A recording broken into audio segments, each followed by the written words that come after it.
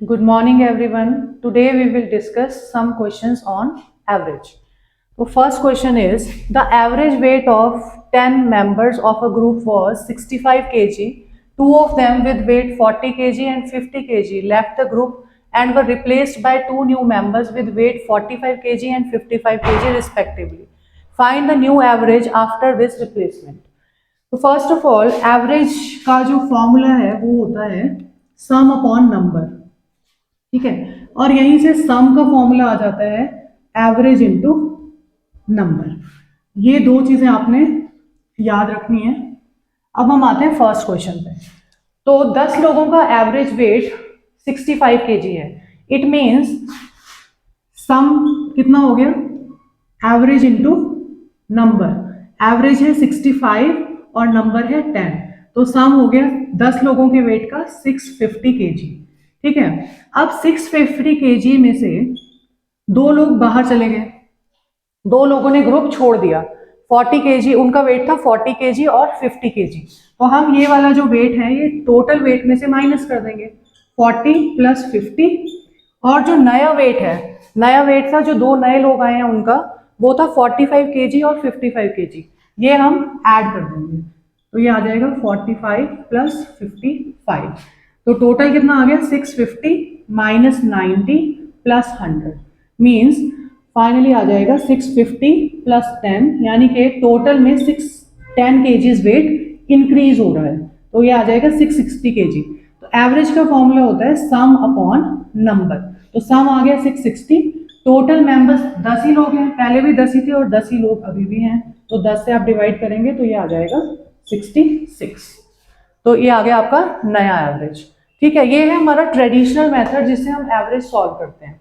लेकिन आपने ये मेथड अप्लाई ना करके मैं आपको एक डिफरेंट मेथड बताती हूँ। आपने निकालनी है न्यू एवरेज। तो आप सबसे पहले लिखेंगे ओल्ड एवरेज और प्लस और माइनस करेंगे change in data upon total number of जो डाटा होगा, ठीक है। तो इसको करेंगे अब, जैसे ओल्ड एवरेज, इस केस में ओल्ड एवरेज दी है आपको 65 kg, आप यहां पर लिखेंगे 65।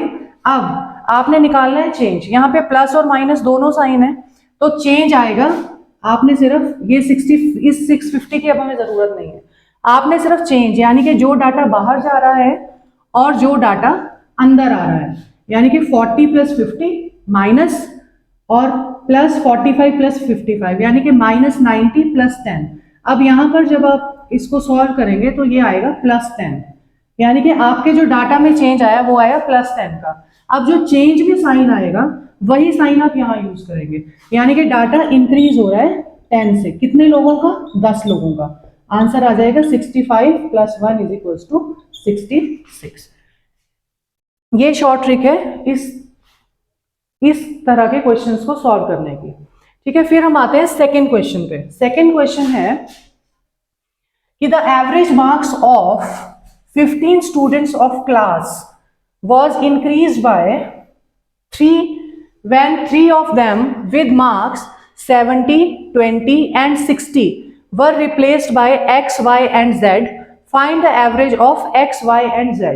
अब इसमें ये भी रिप्लेसमेंट का ही क्वेश्चन है, लेकिन इसमें 3 लोग बाहर जा रहे हैं और उनकी जगह पे कोई 3 लोग X, Y और Z अंदर आ रहे हैं एक डिफरेंट डाटा के साथ। लेकिन इनके अंदर आने की वजह से जो प्रीवियस एवरेज थी उस 15 लोगों की, 15 स्टूडेंट्स की, वो 3 मार्क्स से बढ़ गई है। क्लियर है? तो इसको हम कैसे सॉल्व करते हैं? अब एवरेज क्या होता है, सम अपॉन नंबर, ठीक है। एवरेज कितने लोगों की लेनी है आपने, 3 लोगों की, यानी कि नंबर है 3, एन की वैल्यू है 3।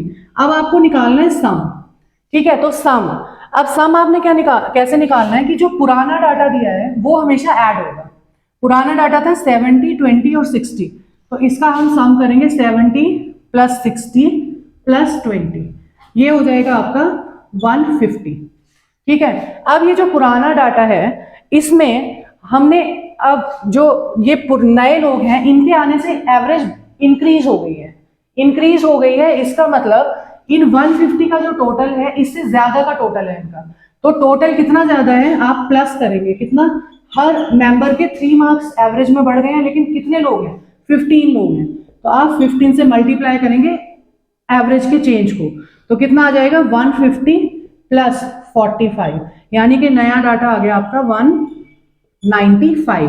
अब ये आ गया आपका सम, दिस इज योर सम। तो एवरेज जो 3 लोगों की है वो क्या आ जाएगी 195 अपॉन 3। अब आप इसको डिवाइड कर लो तो ये आ जाएगा आपका 65। ये आपका एवरेज में एवरेज है 3 लोगों की, जो नए लोग एक्स वाई और जेड एंटर हुए इस एग्जाम्पल में। नाउ क्वेश्चन 3 जो है वो है the average of 5 consecutive even numbers is 32, find the largest number among them. ठीक है, अब ये है कॉन्जिक्यूटिव पर। सबसे पहले मैं आपको ये बताती हूँ कि कॉन्जिक्यूटिव नंबर्स क्या होते हैं। Consecutive numbers are consecutive numbers होते हैं जो लगातार होते हैं, यानी कि सेम डिफरेंस पे। जैसे फॉर एग्जांपल 1 2 3 4 5, ये भी कॉन्जिक्यूटिव नंबर्स है क्योंकि एक एक के डिफरेंस में और लगातार नंबर्स हैं। ठीक है, फिर होते हैं even consecutive numbers. Even consecutive numbers होते हैं जैसे 2 4, सिर्फ इवन नंबर्स आएंगे लेकिन सीक्वेंस में आएंगे। जैसे 2 के बाद 4 आता है, 4 के बाद 6 ही आता है, ठीक है ना, फिर 6 के बाद 8, देन 10 एंड सो ऑन। ये इनको बोलते हैं इवन कॉन्जिक्यूटिव नंबर्स, यानी कि ये 2 के डिफरेंस पे होंगे। उसके बाद होते हैं odd consecutive numbers. Odd consecutive numbers एक एक वही 2 के डिफरेंस पे 1 3 5 7 9 एंड सो ऑन। ठीक है, स्टार्ट कहाँ से हो रहा है उससे फर्क नहीं पड़ता है, लेकिन जैसे मान लो आपका नंबर 5 से स्टार्ट हुई, जो सीरीज स्टार्ट हुई है, लेकिन 5 के बाद अगर ऑड की सीरीज है तो 5 के बाद 7 ही आएगा, 7 के बाद 9 ही आएगा, ठीक है ना, 9 के बाद 11 ही आएगा। स्टार्टिंग नंबर से हमें मतलब नहीं है, लेकिन जो आगे के नंबर्स हैं अगर वो सेम सीक्वेंस में हैं तो उनको हम कॉन्जिक्यूटिव नंबर्स बोलते हैं। अब कॉन्जिक्यूटिव नंबर्स बताने का मतलब सिर्फ इतना है कि अगर आपको सीरीज दिख रही है कि वो कॉन्जिक्यूटिव नंबर्स की है तो इसका मतलब है कि जो मिडिल टर्म है वो हमेशा आपका एवरेज होगा। आपको उसको कैलकुलेट करने के लिए सम अपॉन नंबर करने की जरूरत नहीं है। अगर आपको पता चल रहा है कि वो कॉन्जिक्यूटिव नंबर्स हैं, it means middle term is your average. ठीक है, तो जैसे फॉर एग्जाम्पल अगर 1 2 3 4 5 ये नंबर्स है तो मिडल टर्म क्या आ गई 3, तो 3 आपका एवरेज है। आप वैसे भी सम करेंगे 1 + 2 + 3 + 4 + 5 तो आ जाएगा 15, 15 डिवाइडेड बाय 5 3। तो अगर आप सम अपॉन नंबर करके भी देखेंगे तो सेम एवरेज आएगा कि middle term is your average. तो इवन की सीरीज है तो 6 आपका एवरेज हो जाएगा, ऑड की सीरीज है तो 5 ही नंबर है तो मिडिल टर्म 5 आ जाएगी। क्लियर है। अब मान लो ये तो आपके जो ये नंबर्स थे ये थे जो नंबर ऑफ ऑब्जर्वेशंस थी वो ऑड थी। ऑड नंबर ऑफ ऑब्जर्वेशंस में जो एवरेज है वो आपको सीक्वेंस जो नंबर्स का सीरीज होगा उसमें दिखाई देगी। लेकिन अगर मान लो ये इवन नंबर ऑफ नंबर्स होते, जैसे फॉर एग्जांपल 2 4 6 8 10 और 12 भी होता, अब ये टोटल हो गए 6 नंबर, यानी कि इवन नंबर ऑफ ऑब्जर्वेशंस है अब आपके पास। लेकिन कंसेप्ट अभी भी वही है कि middle term is your average. Middle term का मतलब है कि अब मिडल टर्म के आगे और पीछे सेम नंबर ऑफ टर्म्स होनी चाहिए, तो यानी कि ये स्प्लिट हो जाएंगे 3 के टर्म्स में। इसका मतलब है मिडल टर्म आएगी 6 और 8 के बीच में। 6 और 8 के बीच में एग्जैक्ट मिड पे क्या आता है 7, it mean 7 is your average. Clear. तो अगर एक एक के डिफरेंस में है जैसे 1 2 3 4 5 और 6, तो भी कंसेप्ट वही है कि 3 और 4 यानी कि मिडल टर्म 3 और 4 के एग्जैक्ट मिड पे आएगी। एग्जैक्ट मिड पे क्या होगा 3.5, तो 3.5 इज योर एवरेज। आपने मतलब कॉन्जिक्यूटिव अगर नंबर्स आपको दिखाई दे रहे हैं यानी कि सेम डिफरेंस पे नंबर हैं और वो सीक्वेंस में लिखे हुए हैं, इट मीन्स वो कॉन्जिक्यूटिव नंबर्स हैं और middle term is average. Clear है। अब आते हैं थर्ड क्वेश्चन पे। The average of 5 consecutive even numbers is 32, find the largest number among them. ठीक है, अब देखो कॉन्जिक्यूटिव की सीरीज है और इवन नंबर्स की सीरीज है, इसका और इसकी जो एवरेज है वो है 32 और नंबर्स कितने 5 नंबर्स हैं, तो मतलब मिडल टर्म इज योर 32। जो एवरेज है वो मिडल टर्म होगी, तो 32 मिडल टर्म है, यानी कि 2 नंबर 32 के आगे होंगे और 2 नंबर उसके पीछे होंगे। तो इवन नंबर्स हैं तो नेक्स्ट इवन नंबर क्या होगा 34 और उससे नेक्स्ट नंबर क्या होगा 36। अगर पीछे वाले नंबर लिखते हैं तो 32 से पहले 2 माइनस करके 30, एंड देन फर्स्ट नंबर होगा 28। क्लियर है? इसमें आपसे लार्जेस्ट नंबर पूछा है, तो largest number means 36 is your answer. 36 is your answer. अगर स्मॉलेस्ट नंबर पूछते तो आंसर होता 28। Now fourth question is the average of 5 consecutive numbers of set A is 62. Find the sum of the 6 consecutive even numbers of set B whose lowest number is 14 more than the lowest number of set A. ठीक है, अब इसमें दो series हैं, एक है set A की और एक है सेट B की। तो इसको हम कैसे सॉल्व करेंगे? नाउ सेट ए में उसने कहा कि 5 कॉन्जिक्यूटिव नंबर्स हैं, 5 कॉन्जिक्यूटिव नंबर्स हैं जिनका जो एवरेज है वो है 62, यानी कि 62 इज योर मिडिल टर्म। 62 हमने मिड पे लिख दिया। इससे आगे के जो दो नंबर होंगे वो होंगे 64, क्योंकि ये the average of consecutive numbers हैं, मतलब कि सिर्फ कॉन्जिक्यूटिव लिखा है तो इवन और ऑड जब मेंशन नहीं किया तो इसका मतलब सारे जो नंबर्स हैं वो एक एक के डिफरेंस में होंगे। तो 62 के बाद आएगा 63 और 63 के बाद आएगा 64 और उससे पीछे के नंबर जो है वो होंगे 61 और 60। क्लियर है? अब ये आ गया सेट ए। अब सेट ए के साथ सेट बी का रिलेशन क्या दिया कि find the sum of the 6 consecutive even numbers of set B whose lowest number is 14 more than the lowest number of set A. 14 more than the lowest number of set A. तो set ए का lowest number क्या है? 60। अब 60 में आप क्या add करेंगे? मोर का है ना उसमें, तो आपने ऐड करना है 14। तो 60 प्लस 14 हो गया 74। तो ये आ गया आपका सेट बी का फर्स्ट नंबर 74। और ये सारे के सारे जो हैं वो इवन नंबर्स हैं, 6 कॉन्जिक्यूटिव इवन नंबर्स उसने सेट बी के लिए बोला है।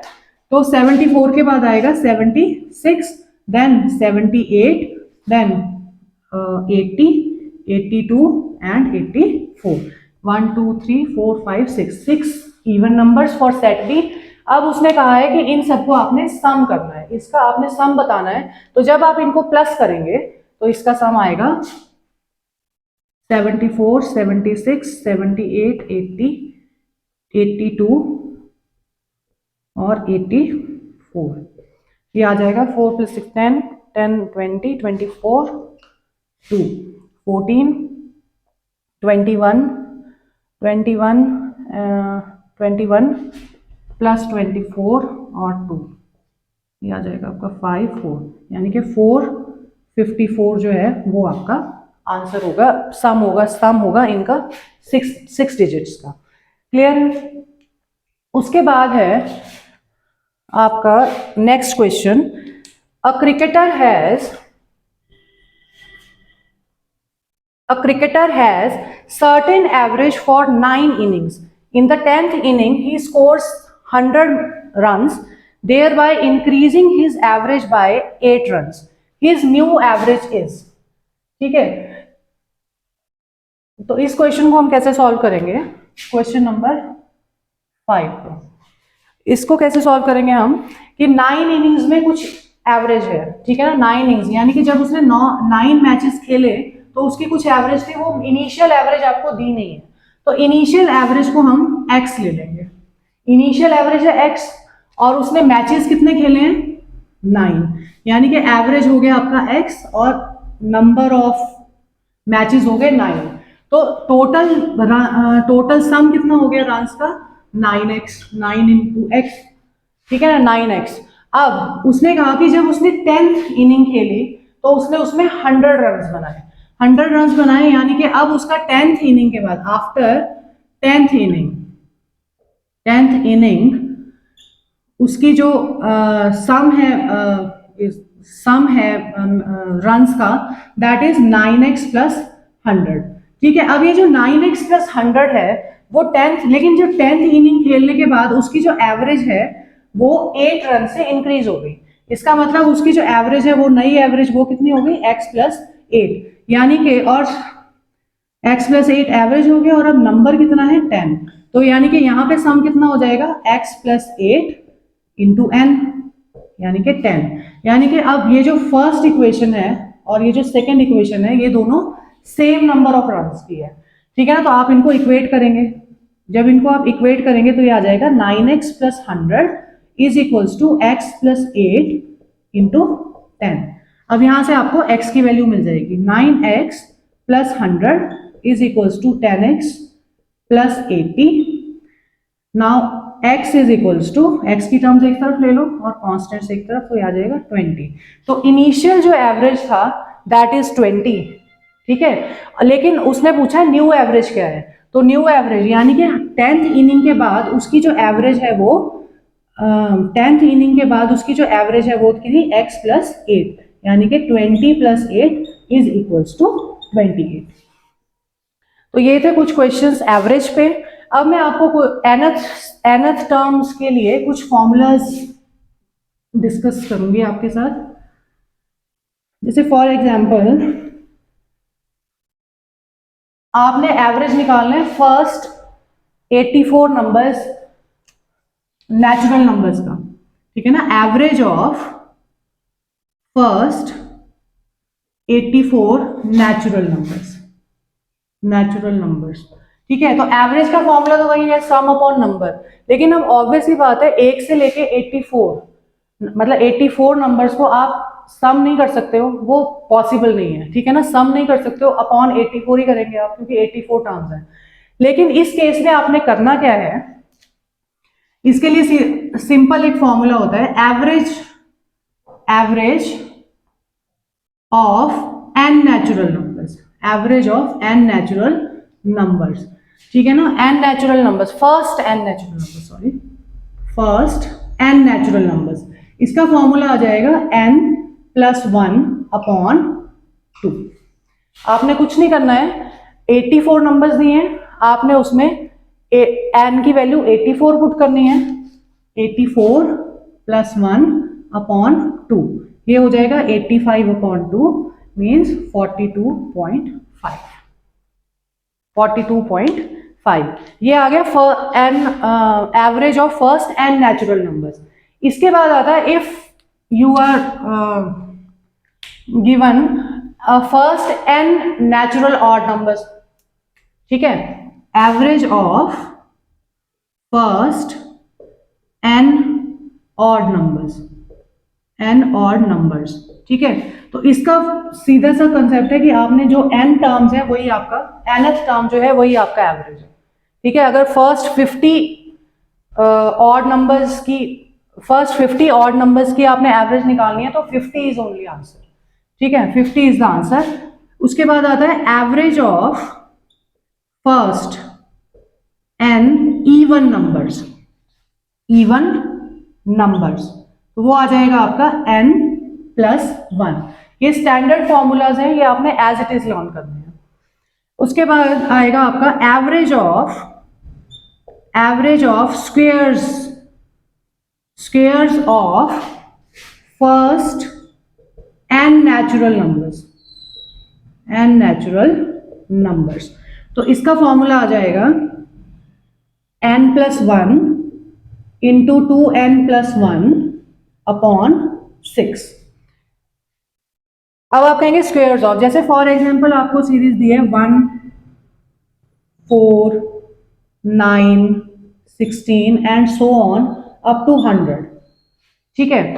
अब ये 100 तक दिया है आपको। अब अगर आप ध्यान से इन नंबर्स को देखें तो ये नंबर्स क्या हैं, सारे के सारे स्क्वेयर्स हैं, 1 स्क्वेयर फिर 2 square then 3 square 4 square and so on up to 10 का स्क्वेयर, यानी कि स्क्वेयर्स की सीरीज है। तो पहले 10 जो नंबर्स हैं, नंबर्स के जो स्क्वेयर्स हैं उनका अगर आपने एवरेज निकालना है तो फॉर्मूला आप क्या यूज करेंगे, n plus 1 into 2n plus 1 upon 6।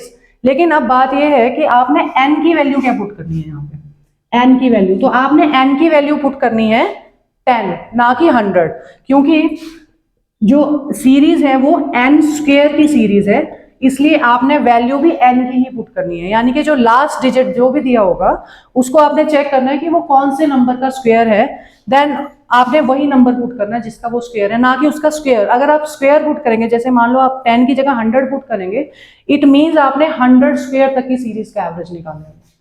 ठीक है, उसके बाद लास्ट फॉर्मूला जो है वो है एवरेज ऑफ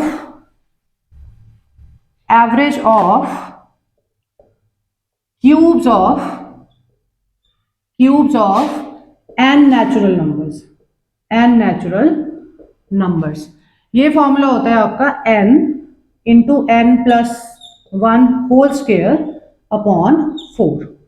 ठीक है, इसमें भी वही कंसेप्ट है कि n की जो वैल्यू आप पुट करेंगे वो लास्ट नंबर आप चेक करेंगे कि वो कौन से नंबर का क्यूब है, तो वो नंबर आप पुट करेंगे ना कि उसका क्यूब।